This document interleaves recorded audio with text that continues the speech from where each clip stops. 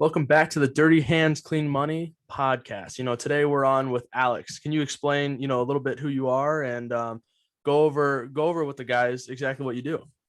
What's up? What's up? It's Alex or That White Bowtie on Instagram and YouTube. For those of you that may or may not know me, I was thinking about this the other day, and I actually, kind of realized it the other day. I'm a college dropout that wants to be a YouTuber or businessman or whatever the hell you want to call it. Honestly, I like getting bread, to be honest. That's probably the best way to describe me, is I like to get bread. That's about it, to be honest. Is and that obviously what there's the bread go gang, ahead, sorry. gang thing comes up with? Yeah. So when I first started YouTube, I was living in Tallahassee, Florida, and I had noticed, like, I watch a lot of fishing YouTube, which is kind of weird, but I don't watch a lot of automotive stuff, even though I make automotive YouTube.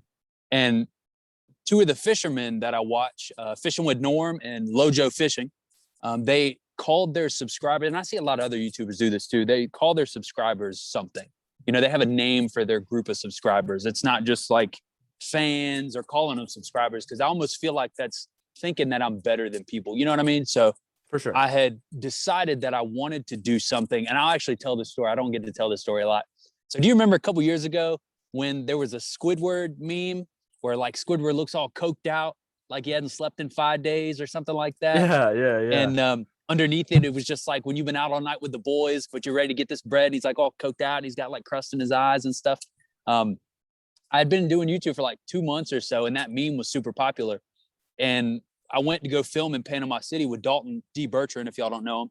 And the whole trip down to Panama City, the vibe was just, let's get this bread. I said it like 100 times in that video. And after that, let's get this bread just became the thing. I said it at the end of every video. It's been in my intro and outros for 2 years now. And I was trying to come up with a name for what I wanted to call my subscribers, that family that I could build. And I said it in a video a couple years ago. I just said, look, today we're starting the bread gang, and the whole goal is to keep each other motivated, to just to be that beacon of motivation for people that feel like they can't do something. Because I started at zero. When I met my girlfriend, that'll probably be my wife one day, I was at like 1,500. I still remember being embarrassed to go film YouTube videos at car meets and stuff, because I didn't want people to ask me how many subscribers I had. And it was like maybe 150 at the time or something. So, I mean, the bread gang just became this, beacon of, letting people know that even a normal Joe Blow guy like me can chase their dream and ultimately accomplish it. And that's really what it's become. The let's get this bread is, people think it's, it's about getting money, but really it's about just chasing the dream. So, there's a lot of work that goes into some things. Like, I know last night I was like sitting up and I was contemplating, and I had to get a lot of shit done. I had to get a lot of product out. And I was like, fuck it. I'm going to pack up, 50. I probably packed up 50 tips. And I drove out to a photo shoot location at, I think, 6 a.m. Grab some McDonald's, of course, maybe not the healthiest, but grab some McDonald's, drove out to the photo shoot. I got there about 6:30. I was there about 10:30. So about 4-hour photo shoot. That's with the tips that you do? Yeah. And I was just taking, doing TikToks, doing photo shoots, just everything all around the board, setting some stuff up for products that we just had lying around, try to get those out. And my phone dies, and I'm like, oh, whatever. Well, I guess it's time to go home. And, I'm like, okay, I got pretty much everything I wanted to get, it is what it is. Cause I mean, I can't justify buying a camera just yet, because my phone does a good enough job in, the daytime. So it is what it is. iPhones are amazing for people starting out. Go ahead. Yeah. And I got home, and I'm like, okay, let me, pull up my computer, transfer all these images over, start looking through them, open my phone. None of them are there. Damn. 1,000 images and videos disappeared. And I'm like, son of a bitch. So I haven't unpacked the truck yet. So going back out tomorrow and doing the same thing over again. So, it is what it is. It takes hard work. I don't know if I can cuss on here. Sorry, I didn't mean to cuss right there. Oh, you're all right. You can. It's days like those that really determine who's going to be successful and who won't be. Because I've had days where, I've filmed all day, and I go to, and I go to edit the video and it just doesn't turn out how I want it to. Or even ultimately, when you go to edit that whole video and you post it and it does terrible. You know what I mean? It's days like those that really will determine whether you're going to be successful or not. Well, there's so much flow. And even with the podcast, like, I think we only have like 22 subscribers. Not a lot. I mean, we've only been doing this for about 4 weeks. I've been trying to put out a podcast every other day, Monday, Wednesday, Friday. And the big thing with that is Grind. I love it. There's dips of that, like Oh our yeah. first podcast has 22 views and our most recent one we put out has 17 views. But, in the midst of that, right, there's, Skynet's, well, okay. And this is where the shout out thing comes out. Skynet has 70 views, or Custom Kids Cars has 69 views. Great number. Fucking Florida Boy Customs, I think, has about 60 views. And then, it seems like every other podcast, it's a really big wave and you need to kind of ride that wave. I mean, I'm not making any money off this. I probably won't make any money off this for a long time, but the big thing with that is to have fun with it. I enjoy talking to people. I enjoy bringing some things to light that people would never really see. We were on with Alan and Skynet. I saw that. Yep. After the podcast, we talked a little bit, and he really liked the ideas that I had coming up. And he's like, "You should come down to Daytona." And I didn't plan on it. I was like, "I'll just sit at home, work, I suppose." And he's like, "You should come down to Daytona." And I was like, "Well, okay." So then I booked my hotel, booked my flight the same day, because I was like, "Oh, okay. Well, if he says it's a good idea, maybe it's a good idea, right?" Because he was like, "Oh yeah, we can come film some content with some Skynet guys," and then I had some people on at the podcast that we're gonna go film down, and I think we're just gonna go down there for Dirty Hands, Clean Money. I really want to make a switch here very soon when Instagram will let me change my fucking name.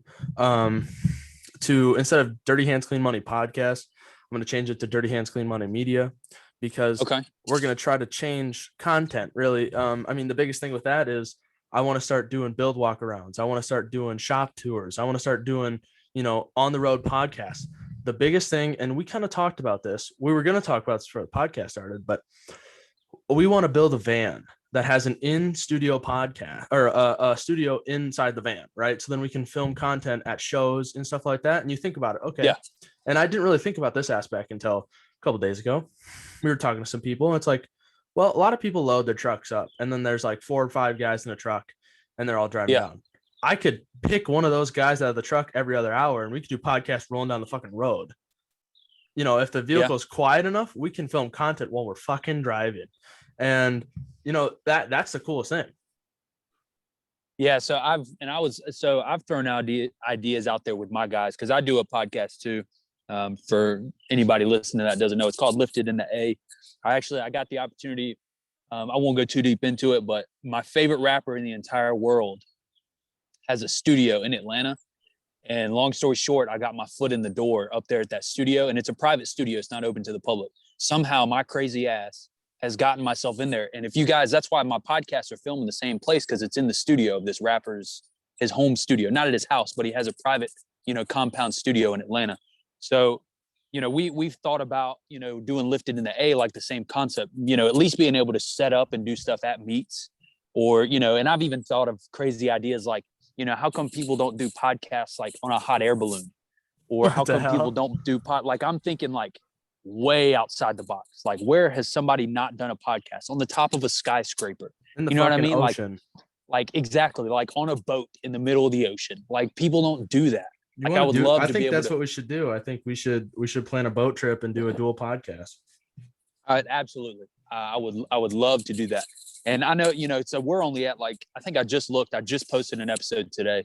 We're at like 94 subscribers. So not too much, far past yours. We do 1 episode a week. We film every Tuesday, and we've skipped a couple of weeks here and there just because, things are going on. But it, like you said, it's about, you got to ride the wave. I've got YouTube videos that do good. They got some that don't, and every YouTuber deals with it differently. There's days I want to quit, but at the end of the day, I know as long as you stay committed to it, you will be successful. I think this podcast could be the biggest thing you've ever done. Obviously you're going to make a lot of money with your other business that, we talked about. But I think the hardest part for a lot of people is when they hit that first dip, or even when they continue to hit dips, they want to quit every time. And I'm the same way. I want to quit every other day when things aren't going my way. Well, sucks. You gotta, and people, if someone tells you that they're in a higher position and they say, "Oh, I've never thought about it," they're fucking lying to you. Don't believe them. Definitely not.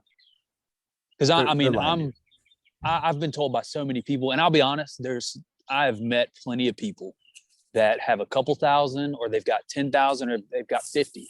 Some of those people are real genuine people. Some of those people, even the lower ones, have huge egos. It really just depends on, on who you're talking to, and somebody like me, I'm not afraid to admit, there are days I want to quit. I have to take breaks, because it's tough on you making content and putting your all into something, especially if it doesn't go your way. It's super difficult.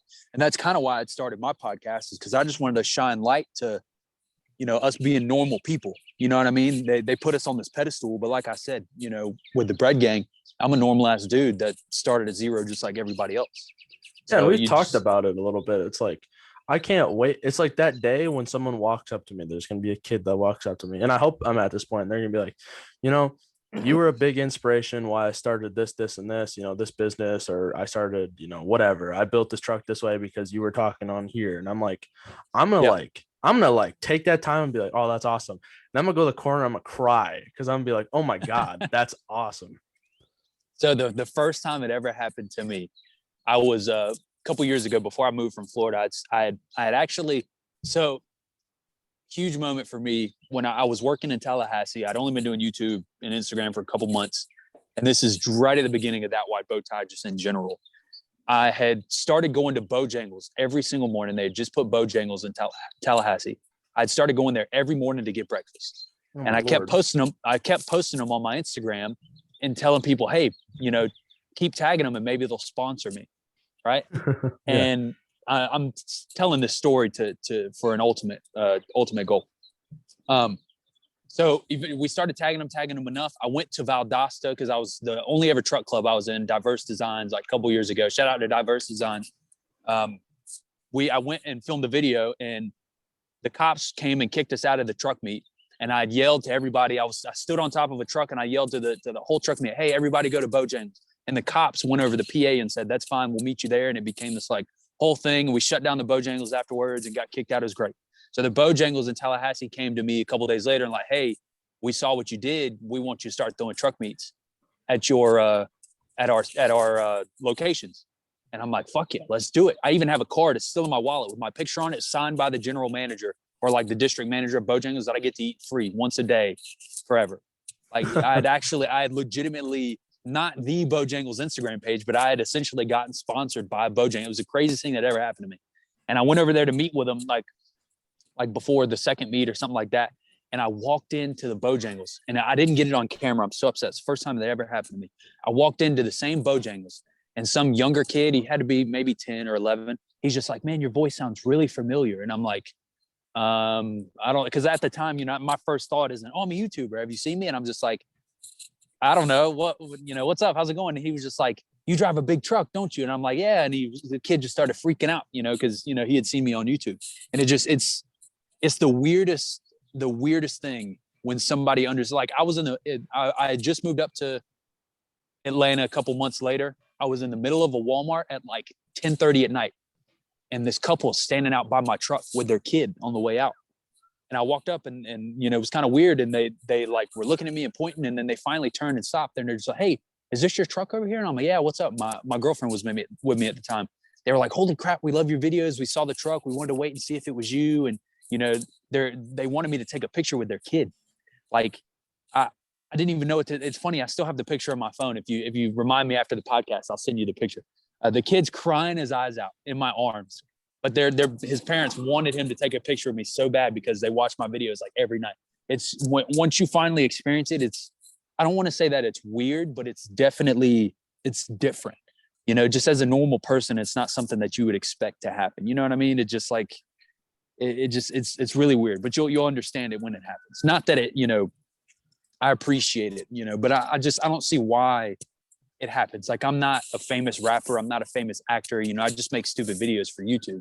So I've never really understood it. But at the same time, me and you, we look up to people and, we show love to people. So like when I met my favorite rapper, that I filmed, in his studio, I had to take a couple shots of liquor just to be able to go in there the first time because I was like ready to freak out. So, we kind of have to understand that at the end of the day, people will look at us the same way. I don't see it. You know what I mean? I'm a normal dude. I just don't see what people see. So, Well, yeah, and I think sometimes we maybe, I guess, take for granted, and sometimes don't even realize how much 1,000 people are. Like, yeah. Oh, you yeah. think about it, like, oh, I got 3, 4, 5,000 followers, whatever. You know what I mean? And then you really break it down, like, to see 3, 4, 5,000 people, if they were to all be standing in front of you, that's a lot of Yeah. fucking people. Yeah. Like imagine like 50,000, or let's just say my Instagram, for example, 27,000. 27.3 followers. Yeah. Where I grew up in Tallahassee, Doak Campbell Stadium, which is Florida State Stadium, which is like 5 minutes from my house, was 84,000 people. So my Instagram following is a little under half of that stadium. And when you think about it that way, it's like, holy shit, that is a lot of people. It's a lot just of like, crazy it blows to, my like, mind. yeah, it's like crazy to wrap around, like, you know, all these people follow you for you. They may not all like your Instagram pictures, you know, but they at some point had a reason to follow you, and they're like, oh, okay, well, this guy's cool or this gal's cool, I'm gonna follow him. And it's just like, you know, it is what it is. But it's like, it's crazy at the end of the day to be like, you know, I'm an influencer now. And how did you make that leap to be like, this is full time for me? And so I'll be honest, for those of you that don't know, I have a full-time job. I probably won't be a full-time YouTuber, maybe ever. I don't know. I work full-time at Southern Tire down in McDonough, Georgia. Shout out to the guys at Southern Tire, best people I've ever worked with. We do lift kits, wheels, tires, and touching back on you real quick, what you had said. I've had multiple, like a lot, like way more than you would think. People say that they built my truck because they've seen my truck. I'd say at least probably 25 to 50 people have told me that over the last, year or two. And you got to think these people are spending, $5,000 to $10,000 on their truck because they saw mine. But it's the same thing. I remember I was working in Tallahassee before I started Instagram, and I saw a truck that looks like the one that I have. It was right when the McGoy's lift kits got popular for the 14 and 15 model. And I was like, damn, I got to have it. I'd saved up some money and I went and paid for it cash. Like, that's how much I wanted it. I literally had emptied my whole savings account at the time just to go lift the truck. And I didn't think much of it at the time. I was like 19 or 20, but it's become what it is. So back to what you were asking, so where should I start this? So I was sitting in my house. I'll go a little bit farther back before the YouTube. I was sitting in my house one night and I'd started a truck page that reposts other people's trucks. It was called Just.Bowties. I was sitting in my house. I had just met this friend of mine that had another page. Actually, no, I remember what it was. I was talking to my cousin because I was embarrassed to tell him my idea. That's what it was. I was talking to my cousin Isaac, and I was like, if I started a truck page, what should I call it? Like, if I did. And he was just like, I don't know, maybe I'll start a Jeep page. And I remember I was scrolling through Instagram and I saw these different truck pages posting the same picture. And I'm like, holy shit, they're just taking pictures from people's profiles and posting it on their page. Like, I could do this as long as you tag them. I'm like, fuck it, let's try it. And I remember I kept the page a secret from my friends for like a month because I was embarrassed to tell them the idea. I was embarrassed that they would think it was stupid or they wouldn't support it. And it wasn't until I got like 400 or 500 followers that I finally told people that it was my page, which is ridiculous in the first place. That's, trying, almost being embarrassed to do something. That just shows you what kind of mental, state I was in at the time. Like, I wasn't very committed. I wasn't very confident in it at all. So I finally lifted the truck, and I think I'd grown the page to like 5,000 or 6,000 by the time I finally lifted my truck and made my personal page. And then I went to switch phones. I got a new iPhone, and it locked me out of the account. I could still log into all my accounts, but it's almost like it had taken that account off of my normal sign in. So even if I reset the password, it wouldn't let me back into that account. So I said, screw it. I had gotten that page to 6,400 or whatever it was. I'm going to put my time into my personal page, That Wide Bow Tie. Let's make That Wide Bow Tie a thing. And I got super lucky with that name because not really a lot of people were doing anything with that at the time. So having That Wide Bow Tie, it was clean and simple and it rang good together. And I got super lucky with the name. And so I started putting my time into my personal page. And honestly, I didn't think I'd ever hit 6,500. I didn't think I'd pass the other page. I got super lucky with that other page. It was growing well. The name was good. The concept was good. It was called Just.Bowties. And I was only posting lifted Chevys and GMCs. That's it. So if you like lifted Chevys and GMCs, you were going to follow that page because that's all I posted. And I just built a relationship with a lot of people from Arizona, California. That was my first step into the truck game. So I finally was putting time into my personal page. And this is the craziest part about all of it. I love telling this story. I was living at my mom's house. I was working a 50-hour a week job, and I hated it. I was tired of it. So I was in college at the time. I was at TCC, and I would go home and play Xbox every night. So one day I was scrolling through Instagram, and Dalton D. Bertrand lives in Panama City. He's got a big orange Duramax right now. Shout out to Dalton, awesome guy. I followed his page at one point, and he posted a picture of, where my followers from. So I commented Tallahassee because he was an hour and a half away from me. So this kid from Tallahassee that was in high school at the time, a couple years younger than me, named Amar, had followed me off of that comment because he's from Tallahassee. So I posted my Snapchat. I don't have Snapchat anymore. So anybody that's listening, don't try and ask for my Snapchat. I don't fuck with Snapchat anymore. I don't fuck with it. He had added me on Snapchat at the time, and he said, hey, that guy that's got 30, 40,000 followers. Obviously, that's how long ago it was. Dalton's over 100,000 on both platforms. I met him at like 20 or 25,000. He said, hey, I play Xbox with that kid every night. And I'm like, bullshit. No, you don't. There's no way. He's like, yeah, get on tomorrow. We'll play Call of Duty with him. And I'm like, yeah, right, whatever. So I hop on and, holy fuck, there he was. I was playing with, famous Dalton Bertrand at the time, freaking the fuck out. We're all playing Xbox. And the three of us had become really good friends. And I remember right around like September, October I believe it was 2018. We were up until like 2 or 3 in the morning. And we'd had this conversation a couple of times, and Dalton's finally like, bro, start a YouTube channel. Like, you need to just, it'll work. You have no idea. It could work. It might not. You don't know until you try. And finally, they had convinced me to do it. And that night at 2 or 3 in the morning, you can still go on my page.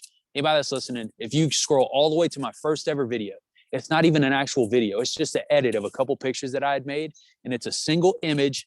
And you remember when it was popular for people to make the sunset look wavy, like the clouds were moving and shit? Yeah. You remember that? So I had done that edit, and I had posted it on there. And that was my first post on YouTube.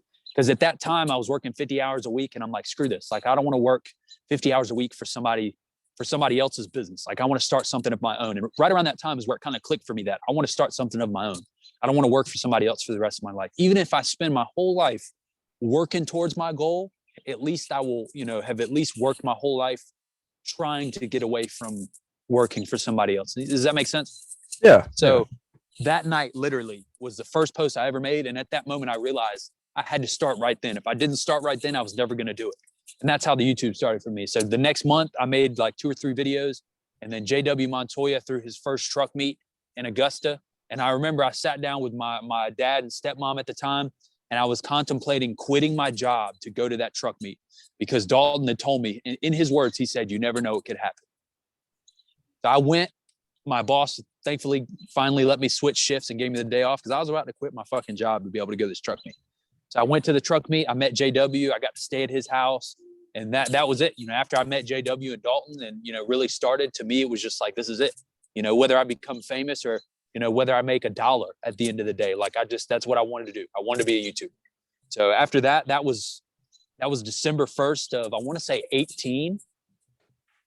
Yeah, December 1st of 2018. And then January 1st, I really committed to it. Like January, I came back, I spent the month just really thinking it over. And January 1st was when I really started it, of 2019. And then like a week later, I went to Panama City to go off-road with Dalton. And that's where the Let's Get This Bread came from.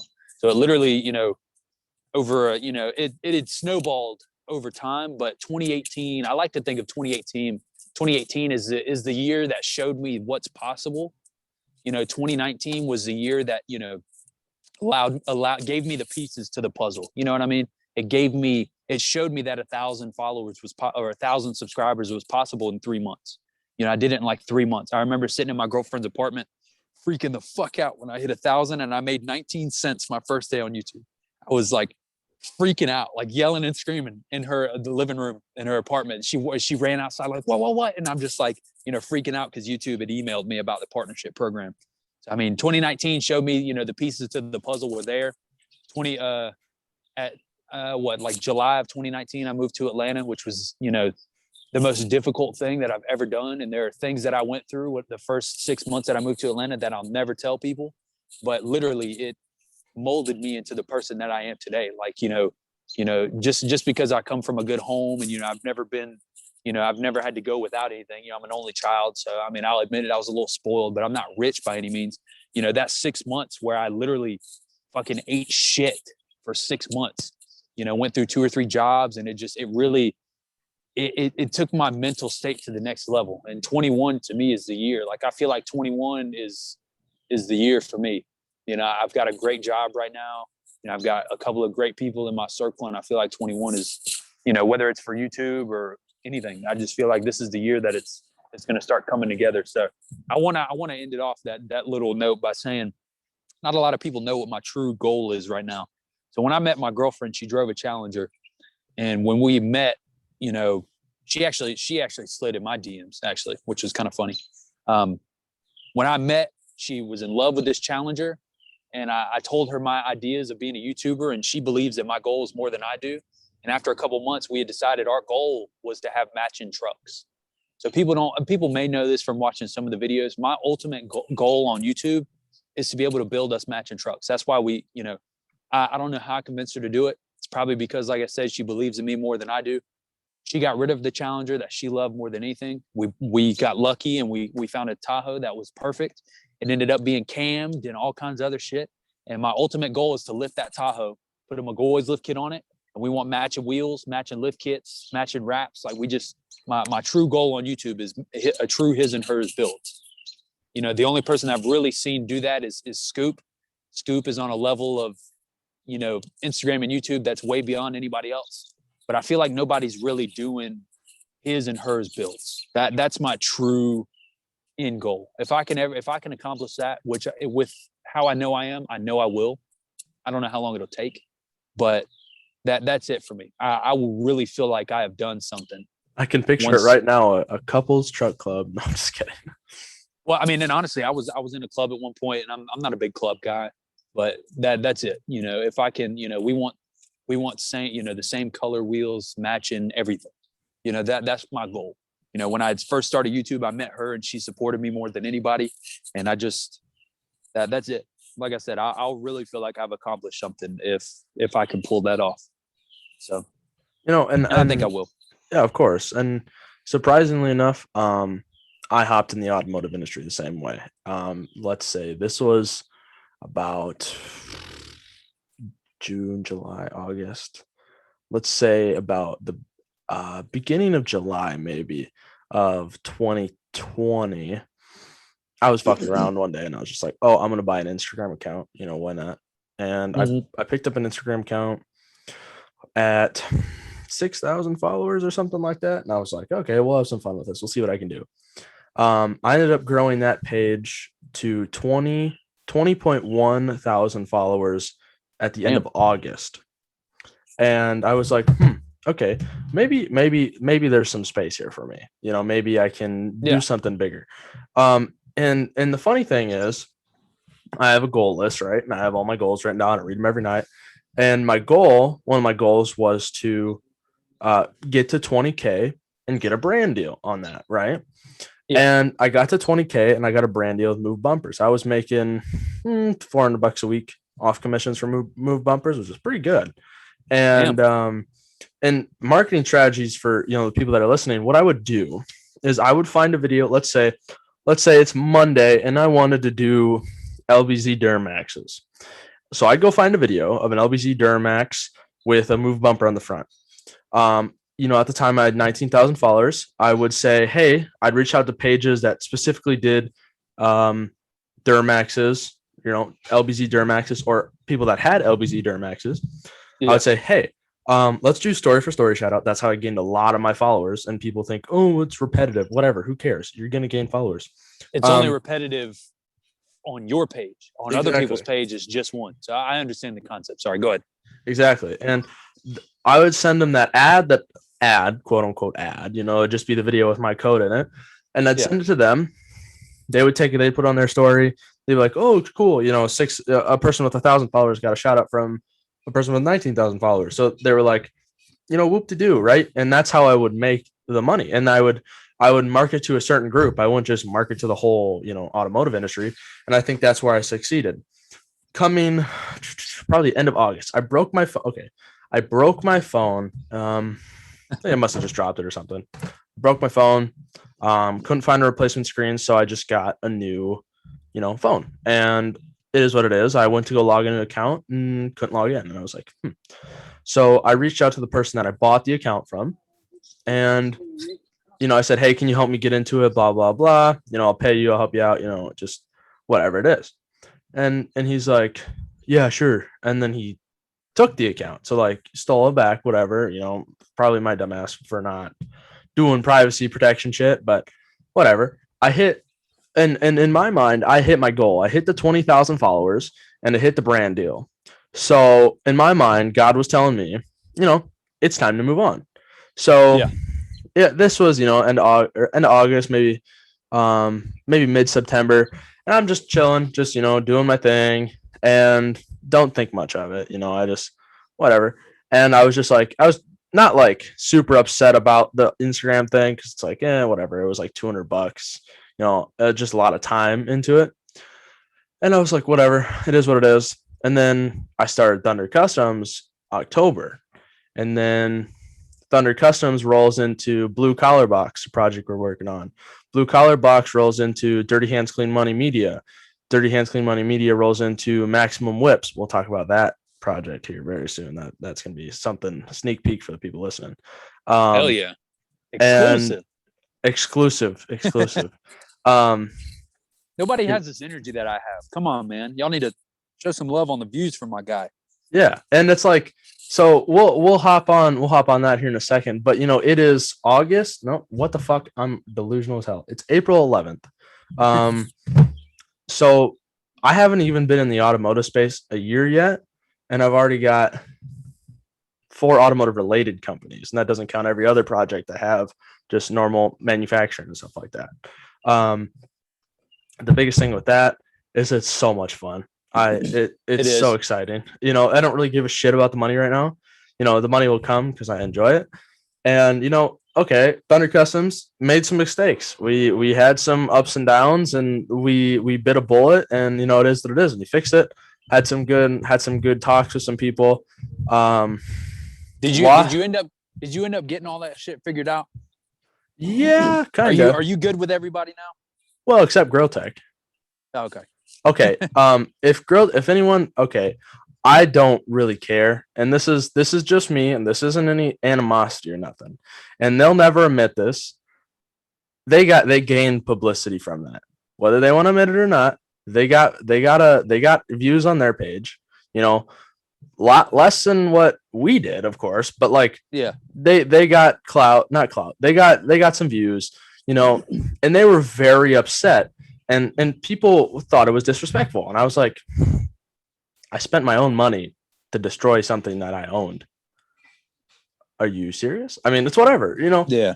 The big thing about that is if I was on Grill Tech shoes, I'd be like, okay, I just got a little more views, and I got my money. I don't know what else to say. That's just how I look at it. Because I know me and you had talked before, and I want to say this because I don't want people to get the wrong idea. I support Grill Tech 100%. Like, huge shout out to Grill Tech. Love the guys. That's goals. I mean, that's his and hers builds, that I held. Yeah, they did it too. Them and Scoop. So huge shout out, because I even have one of their hitches on my truck. So shout out to those guys. Me and some other people that I won't name, we kind of felt like, damn, that's, we don't really want to work with these people if they're, doing this to Grill Tech. Obviously after we've had talks, that's not my thoughts anymore. And I'm a very neutral person. I don't like to get in between any kind of beef. But I'm glad that you got that figured out, because, I don't like seeing people go back and forth. That's not good business for anybody. You know what I mean? I like to have a good name, and that's why I've never joined clubs or anything, because I want to be my own idea, my own concept. You know what I mean? I don't want my name to be associated with anything good or bad. Well, yeah. And I think the big thing with that was, there was no slander towards Grill Tech. We never said anything bad about them. There was some videos that came out of us when we went live, kind of explaining the situation. Take out of context, whatever. There's assholes all over the place. But it is what it is, and you can't do much about it. It died out in a month. There was one or two people that hung around, but it died out in a month. It is what it is. It flipped on its head, got publicity. Drake talks about the 72-hour rule. Some shit's going on within 72 hours. Somebody else will fuck up worse than you, and everybody will forget. You know what I mean? Well, yeah, so, and it's nuts. Like, maybe one day I'll sit down with the owner. I doubt it, because he probably don't like me. But I don't have any shade. I don't have any shade towards the guy. He throws disses at me every other story he posts. He's still upset about it, clearly, which, okay. There's been people that, as part of the game. I'm kind of, it is, and it's part of the game. I'm just glad y'all at least got it some kind of figured out. So it's, done and over with. Well, and like, okay, so maximum whips. Okay. We're going to let this. Oh my God, this episode is juicy. This better go fucking viral. This better not go viral. Actually, this would be very bad. We had Alan. Why can't it go viral? We're showing love to everybody. Well, yeah. And secret cats are coming out of the bag.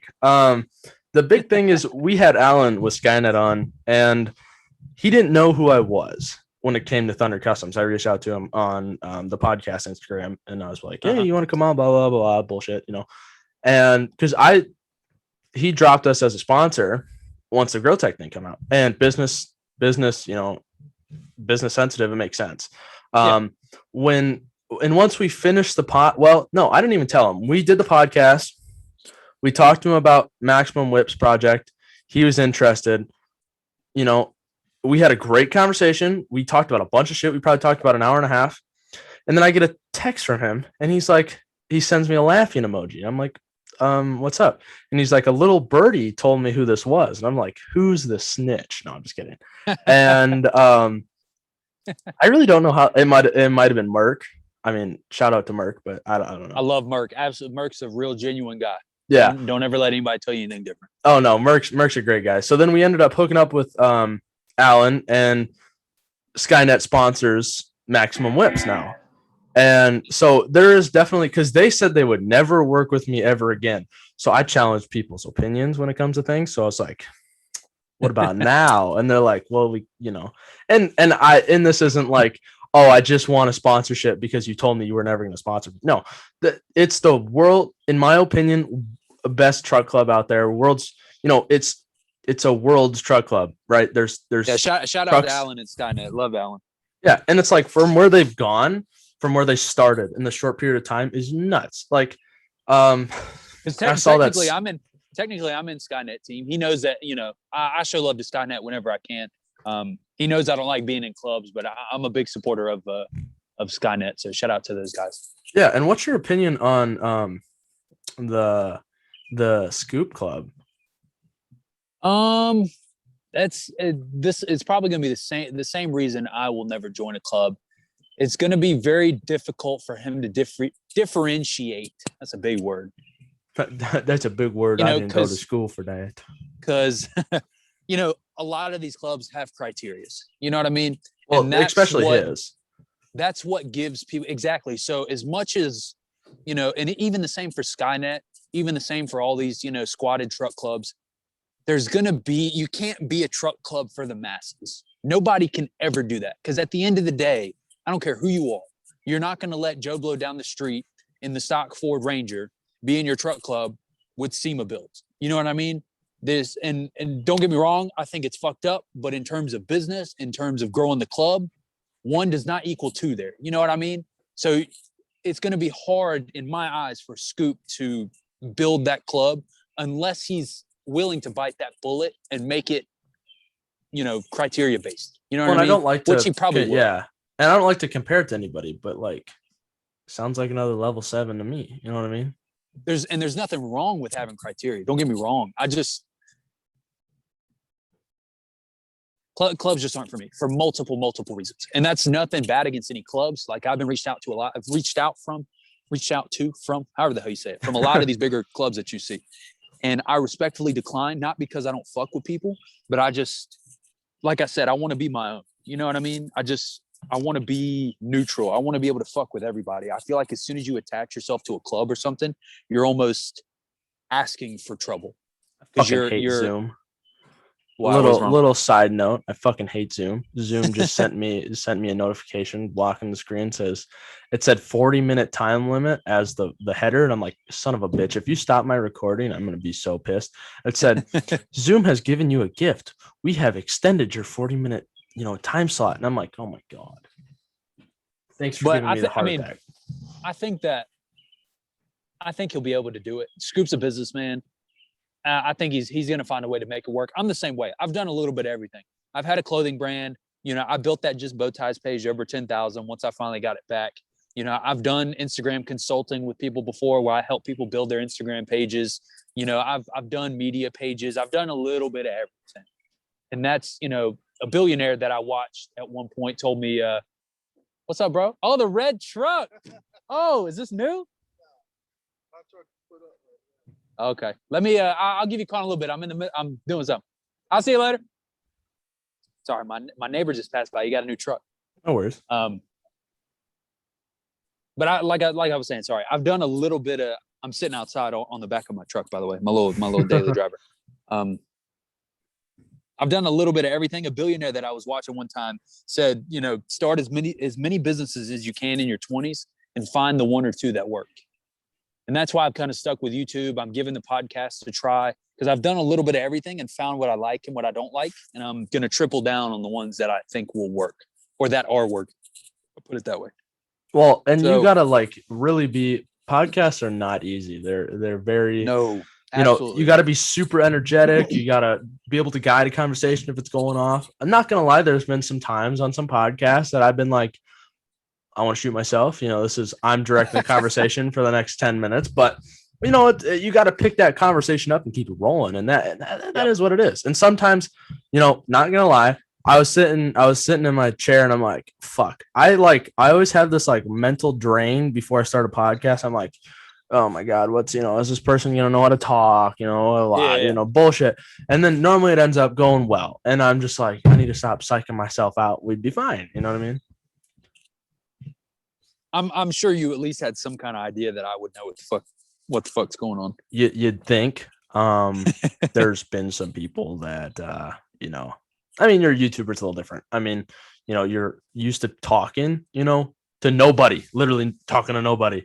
You're talking to a camera and then you're talking to nobody at the moment. So talking to a podcast a little easier. You're talking to one person, but I understand the concept too. I've been on my podcast, even with, because some of my buddies, and I'll even tell them to their face, I've got the same 3 guys that are on my podcast. Sometimes they come in there and they're yes men. I'm talking and they're, yep. Mm-hmm.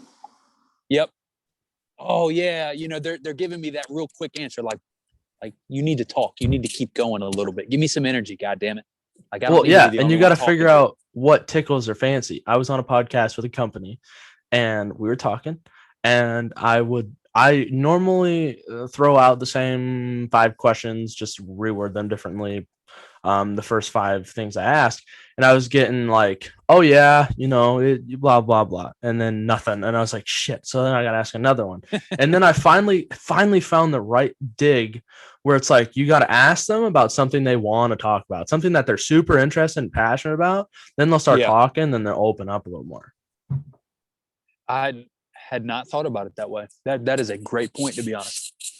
Because I don't bring a lot of guests on my podcast. I like to keep it within my group and just try different concepts and stuff. And then once it grows, I'll start bringing more people on. Well, it's the hardest thing for me is guests run my podcast, right? Yeah. You're gonna, hopefully, I'm not gonna assume this, but hopefully you'll say, and this is the biggest thing in people's mindset, I took an hour out of my day to be on a podcast. I want my followers to be able to go watch this podcast. So what you're gonna do is you're gonna shout me out, be like, go watch this podcast, blah, blah, blah. Right. And this is not like a narcissistic thing. It's just kind of how it works. How it works, yeah. And it's just okay, so Skynet, I got 125 followers from Skynet alone when I got one shout out.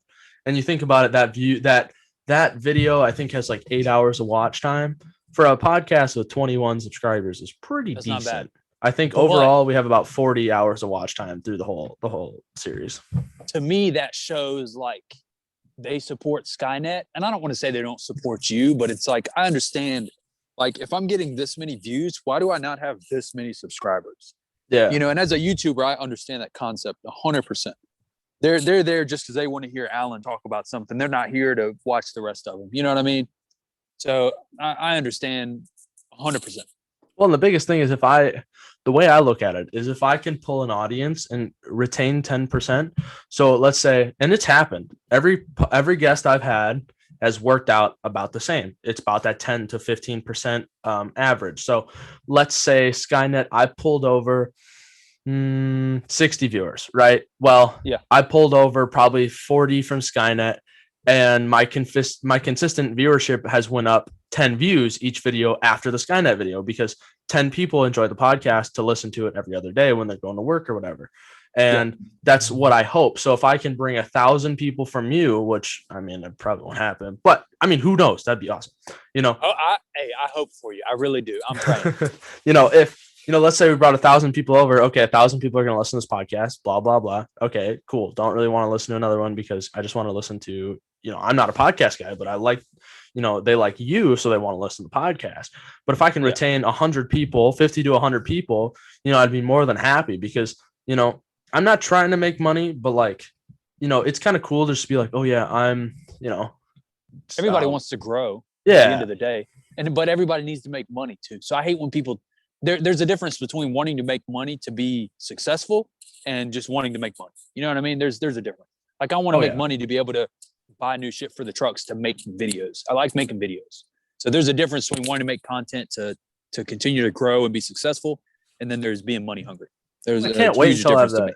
Yeah, I can't wait until I have that platform to be able to showcase builds and, have my own builds and make series and shit like that. But, people ask me, oh, why don't you get a new truck? Blah, blah, blah. Why don't you build a truck? Blah, blah, blah. And I'm like, because it's a waste of money because I'm not going to make anything off of people watching it. I can record a video and 10 people are going to watch it and I ain't going to make no money off of it. But you have to start though. Like to me, when I've spent all this, because I've had 3 different lift kits on this truck and a leveling kit. So I've spent probably 30, 40 grand on this truck over the last 4 to 5 years. You know what I mean? So, and when people look at me, they're like, why would you spend all that money on your truck? And I look at them and I say, because I make money off of it.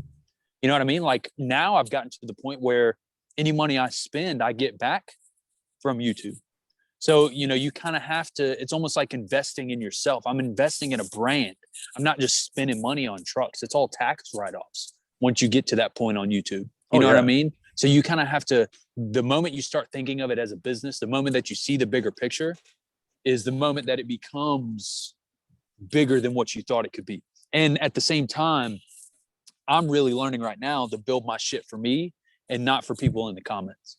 Because, everybody in the comments wants you to spend as much money as possible. And obviously I want to build a good, solid truck too. But people in the comments are going to try, the keyword try, because nobody's going to pressure me into doing anything. They're going to try to pressure you or persuade you to spend money and do more than what you really have to. So, I mean, in terms of, that's why I make a lot of videos of other people. Like, I don't feel like I need to spend money on my truck right now. I want to do certain things to it. So I don't need to keep spending money all the time. There's other content to be made. So you don't, like for you, for an example, you don't have to buy a new truck. Showcasing other people's builds is a great segue to just get into the space. Then once you can get established, then you can, build your own stuff. You know what I mean? Well, yeah. And I think there's the big 100 thing different is, avenues to get into it. Yeah. And I think the big thing is, okay, go down to Daytona, bring, a chair with, bring a mic, bring a camera. And walk down the beach, have those people, or, walk at the beach makes a little more sense to me than the venue, but walk down the beach, be like, hey, we're doing this, this, and this. Can I take 15 minutes out of your day to film this small little thing? We don't have a lot of, by that time, I'm probably not looking at a ton of followers, but maybe enough to make a little recognition. But, we're doing this. We'd love to showcase you, blah, blah, blah. Would you be interested? You're probably going to get a bunch of no's, but the biggest thing is you get those 5, 6, 7 yeses a day. That's 7 episodes, which is, 3 weeks of content. Honestly, what I would do is I would try and pick 1 or 2 people while you're down there to make a couple episodes. Do you do TikTok for Dirty Money Clean Hands? Not yet. I would try and figure out a way, because like TikTok would be fucking phenomenal. You could take a little mic with you, and literally you could ask 100 people one question, you know? Oh, like, yeah. You could go around and just like, you know how, because you see the kids on TikTok, they even use their phone, like the voice audio or whatever it is. All they do is, you know, they ask girls on the beach one question or two questions. You know what I mean? You know, you could walk around and get 100 different clips together for TikTok. And then you can try and sit down with 2 or 3 of those that you find and do a 10 or 15-minute episode real quick. You know what I mean? So to me, and I watch Gary Vee a lot. I don't know if you know who Gary Vee is. Oh, yeah. You know, to me, Daytona Truck Meet is a sprint, not a marathon. You're wanting to get as much as fucking possible while you're down there. Then you can figure out how you want to split it up. You know what I mean? So, and this is just an idea. This is just what came into my head when you were talking about it. I would try and focus on as much as possible instead of trying to get the longer episodes. But if the longer episodes are the only thing that you really do, then maybe try and get 5 or 6, 7 of them. Just to throw that out there. Well, the way I break it down is, let's say I wake up at Daytona. I wake up at 7:00. I get ready, rolling. I really don't know people's schedule down there, but they probably don't have a schedule. Yeah, that's the biggest thing. I don't know when the fuck they get out. But, let's say show up on the beach at 8. Realistically, if I sit on the beach from 8 to 12, I want to be able to, I want to be able to, the way I looked at it, I had to map it out. For me to be able to reasonably go down there, in my head sense, was to come out with 150 to 300 pieces of content coming home. Because we're just going down there for Dirty Hands Clean Money. And if I come out to, about the 250, 275 mark pieces of content, that'll fill me up for, a couple months or a month or two to get to the next show or whatever, see how it really flows with everyone. Yeah. And it's just like, I don't know really, that's why I want to change it to Dirty Hands Clean Money Media instead of podcast, because I want to do more than just podcasts. Anything Daytona Truck Meet is gold too. Anything with Daytona Truck Meet in the thumbnail or title, it's gold. So do as much as possible. And moving on to another subject. So what I was going to say real quick. Oh yeah, I was just about to because I'm sure we're right at an hour or so right now. If there are any like juicy questions that you want to really take at me, because people don't get to really pick Alex's brain about things as much as I'm sure people would. So at the end of this podcast, if there's any really juicy specific questions you want to ask me, go ahead and throw them at me while you got me. All right. So with we're gonna give a little sneak peek to Maximum Whips. So people are like, oh, what the fuck is that? Well, Maximum Whips is a new company coming out. Let me pop the list up right now. Maximum Whips is a brand new, I'm trying to fucking talk and then pull shit up at the same time so I can fill in the blanks, and I'm an idiot, so it doesn't work. Maximum Whips. Maximum Whips, sponsored by Custom Kids Cars, Florida Boy Customs, Resurrected Diesel Performance, Thunder Exhaust now, Never Satisfied Builds, and Skynet Team, future sponsors to come, is a new lifted truck trading card company. And we have got about 25 builds on the hook. Murder Bronco, Murder Platinum, Uncle Rhino. We're working with some larger creators that we can't name yet because they're not officially on yet. But every build you could think of will be on these cards. There will be something called a golden ticket, and this is where the sponsors come in. So, for instance, Resurrected Performance is contributing 5 golden tickets for $1,500 off of labor, and 5 golden tickets for $300 off set traction bars. Florida Boy Customs is doing 5 tickets for $500 off. A sub box. Custom Kids Cars is doing 2 free builds of your kid's truck. I think for Thunder Exhaust, we're gonna give away 10 tips. And so then that's how we bridge the gap between the 5-year-olds and the 50-year-olds. So everyone will be interested in buying these, these truck cards. And this big thing is, let's say we get you on, and then, oh my God, you have a fan that pulls a card and you're on it, and they're like, oh, I know where this guy is. I've seen him before.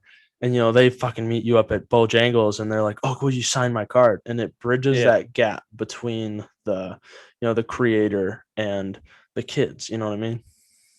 Yeah, we're definitely gonna have to talk off camera because we've talked briefly about it before, but sneak peek for the people, I definitely got to get on this. That'd be cool as shit. And we're hoping to have some larger creators on very, very soon. But with that, that's all I can release at the moment. You can follow Maximum Whips on Instagram. They're actually a podcast sponsor because I own the company. So I'm just going to say they sponsor the podcast. Same thing with Thunder It's Exhaust. a solid ass idea though. And I would not tell you that if I didn't mean it. I fuck with that. I really do. Because nobody's doing that right now. Well, yeah. And I want to do all these. I want to do NFTs. I want to do fucking automotive cryptocurrencies. But guess what? I can't. Well, I can. But I don't fucking think anybody. I think there's not in the automotive world. I don't think there's a market for it. But I wish I could. That'd be cool.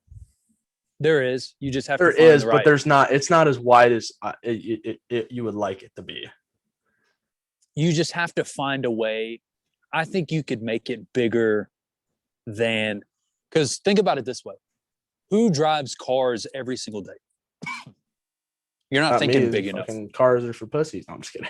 Who drives a vehicle? I'll put it this way. You got to think outside the truck and car industry. Who drives a car every single day? Everyone. Almost. Every fucking body. So there's an opportunity to make it worth it. Imagine, and I'm just throwing shit out there because I want you to see how big this could be. Imagine if there was a way for automotive cryptocurrency to pay for gas. That's fucking weird. Imagine you had a gas station that was like exactly just for that. But you see what I'm saying though. Imagine if gas was cheaper if you paid through automotive currency, because there's no transaction fees or there's no, you know what I mean? So I can see the bigger side of it, because I guarantee you nobody thought fucking Bitcoin would ever be big. You know what I mean? Why the fuck would I need a cryptocurrency to pay for something if I have real money? You know what I mean? There's no value in it until you make the value in it. That's all I'm going to say about it. Of course. If you can find a way to make the value in it, you'll be the richest man ever. That's all I'll say about it. There's value in it. You just got to find the right value. Of course. For the automotive cryptocurrency. But the trading cards is cool as shit though. Everybody's going to love that. We'll talk about that a little after. But okay. Why do you like squatted trucks? Your girlfriend's Tahoe is a little too, dude. I was just about to say I got to be careful what I say because actually I put the leveling kit on it, so I can say whatever I want. Ultimately, do I like squatted trucks? Yes. Do I like the way that they look? Yes. Are they just like everything else where some are better than others? Absolutely. Do I like having my trucks squatted? No. Because I've squatted mine 2 or 3 times for YouTube just to have fun. And every time I've taken it off or put the blocks back in within the first couple of weeks. The only reason Christina stays as like it is right now is 1, I don't feel like tearing her struts out to take the spacer off the top. And 2, it's not that bad. When you're driving hers, it doesn't feel like you're driving a squatted Tahoe. It's not like 7 inches or anything crazy. So, and she goes through spells where she likes it and she doesn't. But again, it ultimately comes down to, I don't ever feel like spending an afternoon to take all the shit out and take it off, to be honest. Yeah. But hers, 2 or 3 inches is as much as I would ever want to go. Because I could probably ride with 2 or 3 inches, but like 7 or 8, absolutely not. I couldn't do it every day. Fuck that. I feel like it's just like, why? Like 8 inches in the top, 8-inch Magoys in the bottom with like 2-inch drop shackles. Like, why? I understand why they do it. You understand those people? I have to understand both sides because I'm a YouTuber. Because I got to show love to the people that have squatted trucks, and I got to show love to the people that don't. I understand. Well, you don't have to, but you should. I do, because that's just the kind of person I am. You know, of course. I guarantee you, I would challenge you. You can't find me saying something bad about a single truck in any of my videos ever, unless I'm joking around with somebody. Like I've never purposely said anything bad. Don't get me wrong. I've had some trucks on my channel that I didn't necessarily like, but that's not what I'm there for. I'm there to show love to everybody. I always find something nice to say about everybody's truck all the time. And that's not me being fake. That's just me, congratulating them and showing praise for the things that I do like. You know what I mean? I'm not there to be negative. I don't like negative shit. I want to be positive and, help motivate people. But as far as the squatted trucks, me personally, I wouldn't have one. 2 or 3 inches is fine, but I wouldn't ride around all the time with like 8 inches. Fuck that. For sure. And some of this, we're so kind of rounding out the podcast. We like to, ask some random questions. What is the funniest corporate or business screw up you have heard of? That I have heard of. I mean, there's the only thing I can think of off the top of my head is, there's companies that have put some very suggestive things in their commercials before. You know what I mean? Like Skittles. Jesus Christ. The Skittles. Yeah, that's exactly what I was thinking of. That's really the only one I could think that like really. Ooh, let's talk. I got some controversial thing to talk about. What did you think? Did you hear about the Pit Viper thing? Pit Viper? No, I did not. So Pit Viper put out I think we talked about this last podcast, but I'm not sure. Pit Viper put out a comment on Easter about mocking. I don't know. They did this a couple other times. There's a trend going around. I think it's called #BreakThePitVipers. I think because people are breaking their Pit Vipers because of a slanderous thing Pit Vipers put out on Easter. Did you hear about the Nike Satan shoes? You couldn't miss that. What are your opinions on that? So being from Atlanta, I know people that went to Georgia. I know people that went to high school with Lil Nas X. Really? And nothing, from what I can tell from talking to these people, nothing that you see on social media is true with him. He is not gay. He's not, a Satanist or anything like that. And I talked about this in one of my podcasts. He's like Whistling Diesel and Tekashi 6ix9ine. He's a great marketer. He's great at marketing. Everything you see, from what I can tell, and just not even from talking to those people, I guarantee you 99% of the shit that he does is all for money and for the content. You know what I mean? I guarantee you if you sat down and really had a conversation with him, he's not that same person that people probably think he is. And it's the same way with all content creators. I guarantee you he's playing an angle. That's all it is. And it's not him being fake. He's just a great marketer. Like in one of my episodes, I compared Whistling Diesel to Tekashi 6ix9ine. I genuinely think Whistling Diesel is the Tekashi 6ix9ine of YouTube. Not because he's a rat or because, he's a gangbanger, but they're great at marketing. They're willing to go to the end of the fucking earth to be successful. Whistling Diesel is literally willing to do anything to shit on haters and make his money. Tekashi 6ix9ine did the same thing. Other than, obviously, because people forget that Tekashi 6ix9ine was the biggest fucking troll ever until, he snitched. People forget that. It's kind of funny. He still is the biggest fucking troll. That's all Whistling Diesel is. Whistling Diesel found a niche that nobody else is willing to commit to. Nobody else is going to destroy their only truck in hopes of becoming famous off of it. You know what I mean? Whistling Diesel is the fucking unicorn of YouTube. He's found the one niche that nobody else is willing to commit to because they don't know if it'll work. So he's just a huge fucking troll and he makes more money off of it than anybody. So, I mean, and I completely got off topic there. No worries. The Satan shoes, I think that was a big risk for him. Huge risk. Because I can see where in today's culture, he could have gotten blackballed and canceled in a fucking heartbeat. Well, he kind of did. They tried to. Number one, though. That's true. It wasn't a bad song. The music video, no, it's all over TikTok. The song's all over fucking TikTok. The music video, music video is way left. Like I wouldn't, if it were, there's no way I could bring myself to do some shit like that. No. So, and Nike is, suing him now, I think, because of it.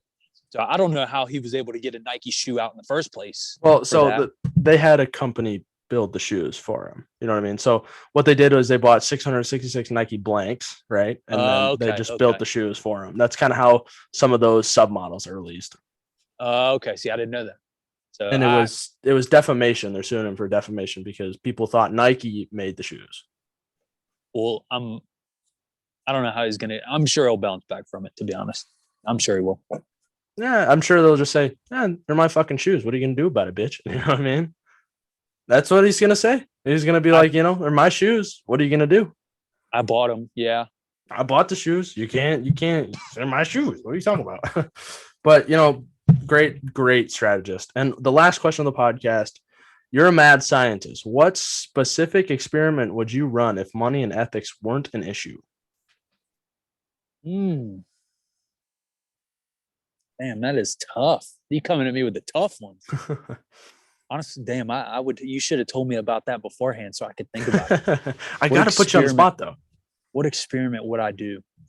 One of the things I think about a lot, all the time, is and this goes back into the bread gang and motivation. I'm one of the most motivated people you'll ever meet. It's very hard for me to find somebody that is constantly working more than me, because my mind is always on the grind, always on the money, right? So I've always been curious, to what would happen to people if they didn't sleep, if they grinded all the time. Because sometimes I wish I didn't sleep. No, you would have amnesia and die. Yeah, no, but I've read, I've seen, little videos and stuff about, people trying, studies like this, where they would keep 10 people in a room and they would pump gas into the room and it wouldn't allow them to sleep. And, I've heard the horror movie kind of styles where they end up eating each other. And I've heard once where people just end up dying from sleep deprivation, I wish you could get rid of sleep, honestly. And I saw somewhere that, if you didn't sleep for so long, mentally you would die before you died of starvation. Yeah. So, I mean, that's always been like, I would love to look into not being able to sleep. I think that, because like when I wake up in the morning, I'm like, I'm so like, you're tired, you don't want to wake up. But as soon as I'm up, as soon as I'm moving, I'm motivated. I'm ready to go. You know what I mean? So I would love to be able to I love, my girl doesn't like when I do this, but I'll take a 5-hour energy and I'll work into the night sometimes. If I know I got a couple of videos I want to edit or certain things like that, I'll grind it out. But right now I got a great schedule because I get up real early because I have about an hour drive every morning one way to work. So I'll get up, extra early to beat the traffic. And I'm at work at about 7. We don't open till 8. So it gives me about 45 minutes to edit and do whatever I want in the mornings. So I don't have to, stay up as late anymore. But, to answer your question, I think that's kind of where I would look into, not sleeping. Imagine Gary Vee, and I've heard a lot of people talk about it, and what's his name? Steve Harvey. Steve Harvey said, rich people don't sleep 8 hours a night. There's, what I mean? Yeah. Gary Vee talks about, everybody works the same 9 to 5. You get after dinner and, shower, whatever the fuck you got going on, gym, you get about 2 to 3 hours a night to yourself. What are you doing with those 2 or 3 hours? Right. Then what do you do? Whatever you do with those 2 to 3 hours is going to determine whether you're more successful than the guy next to you. But imagine if you didn't have to sleep. Imagine if you didn't have that 5, 6, 7 hours that you had to sleep every day. Imagine how much fucking you're getting twice as much done as the guy next to you. Well, you could edit video. You could film and edit videos every single day. Your content is posted the next day or same day every single time. Do you know what a symbiotic sleep schedule is? No, I don't. So the form of it is, I tried it. I almost killed myself. I mean, I just wasn't patient enough to try it. Because I'm the same. I think we should definitely sit down and have some lunch sometime because, we're talking about not sleeping. I mean, I've been up for 38 hours. I didn't go to sleep last night. I had photo shoot shit to do. Symbiotic sleep schedule is, the process of I guess the basic monkey analogies. You plug your phone in for so long, and at some point it stops charging because it's full, right? Yeah. Same thing with your body. So I think you can break it down, and if you sleep 3 times a day for 2 hours a piece and just spread it on, every whatever 8 hours, whatever it is. Yeah, 8 hours. Every 8 hours you sleep 2 of those, right? Or an hour and a half, you'll get it'll feel just like you're sleeping 9 hours, supposedly, right? Because you've charged yourself enough to where, there's a point of pleasure when it comes to sleeping, of course. When you go to sleep, you're the first and foremost, your body's charging.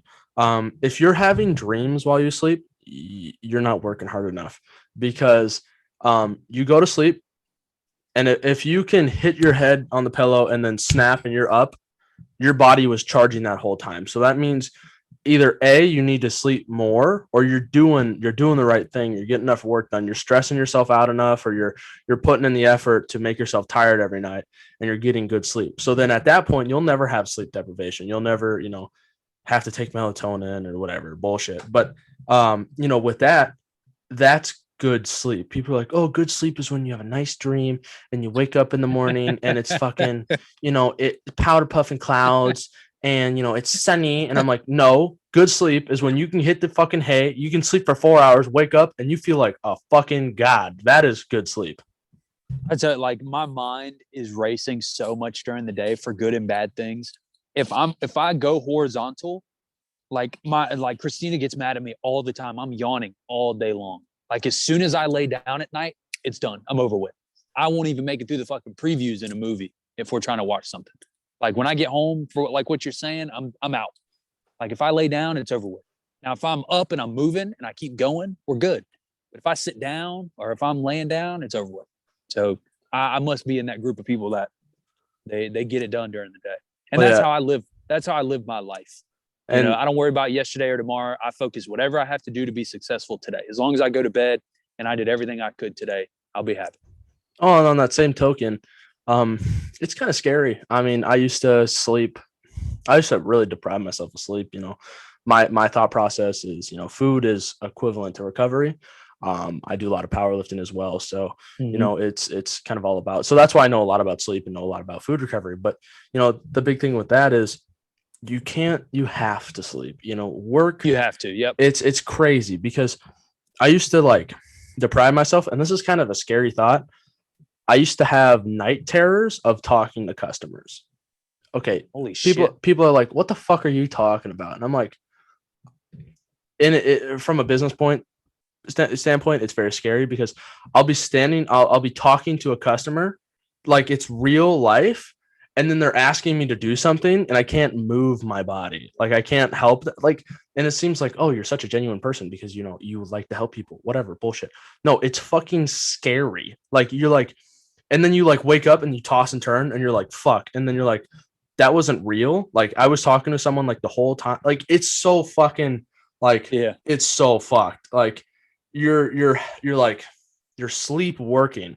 I think that's when I realized this was for me though, because if it was like, if I'm fucking sleep working, I'm doing something right. I just need to get a little more sleep. Yeah. But with that's been the Dirty Hands Clean Money podcast. We're sitting on about an hour, longest podcast we've done so far. Let's get this bread, baby. Yeah. Okay. So, let the guys and gals know where they can find you. All your links will be down in the description, but let them know where they can find you and what you got going on in the future. At That Wide Bowtie, Instagram, YouTube, and at Lifted in the A is the podcast on Instagram and YouTube. You need me to move? I'm coming to my driveway. Okay, I'll move up for you. Sorry, I got to move my truck up a little bit. No worries. We can, hold on, let me. Right as we're about to finish. Hold on.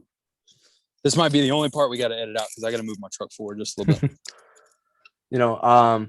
So podcast has been great. I'm just going to fill it in because I'm too lazy. Not going to lie. I'm too lazy to edit this all out. So you're getting a little sneak peek of moving the truck because, my lazy ass is not going to edit this last 15 or 5 minutes because you're probably about to get off of here and then go edit right now so you can post this tomorrow, aren't you? Yeah, and then I have to hop on a meeting with Merck from NSB.